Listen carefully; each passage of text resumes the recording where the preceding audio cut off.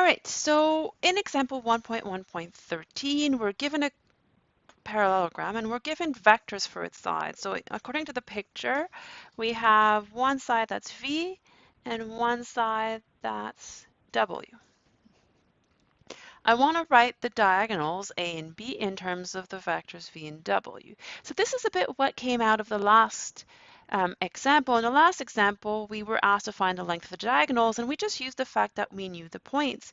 But I did mention that we could actually get it from these two vectors. We don't actually need to know the precise points where the parallelogram lies. It just depends on the vectors. So that's why we have this example here, just to show you how to do it in that case. All right, so let's start with A. Here's the picture I have. I'll do it a bit smaller so we have plenty of room.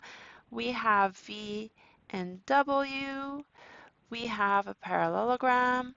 And then the remaining item is this vector A.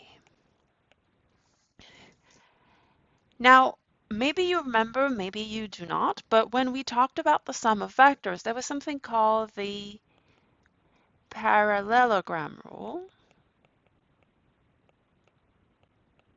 And we're talking about a parallelogram, so that's perfect, which state that the sum of V plus W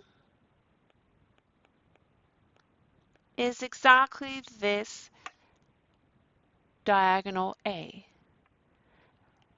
Another way to see it is you think, well, to get from here to here, to do the A displacement, I'm going to go along V, so that's V, and then I'm going to keep going along W, so I get V plus W.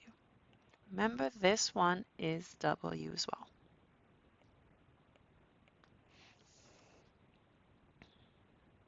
All right, so one of the diagonal is just the sum of the two vectors. Let's look at the other one.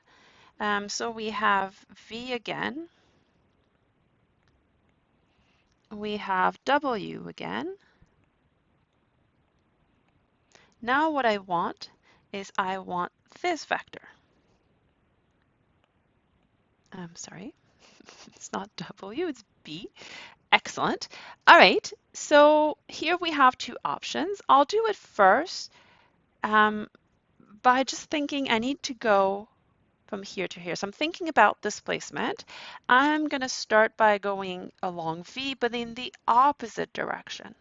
So here I'm going to take minus V, and then I'm going to keep going along W. So W, I'm traversing in the right direction, in the direction of the arrows, but I'm using minus V. So once I have, let me even erase V, we have it in the original picture. Now I have minus V and W. They're placed tip to tail, and if I add them, well, I get B. I get the third side of the triangle. So B is minus V plus W, so I get W minus V if I want to place it like this. So one of the diagonal is the sum of the vector, the other one is the difference. If I switch V and W, that's like switching the orientation of B, I still get a diagonal.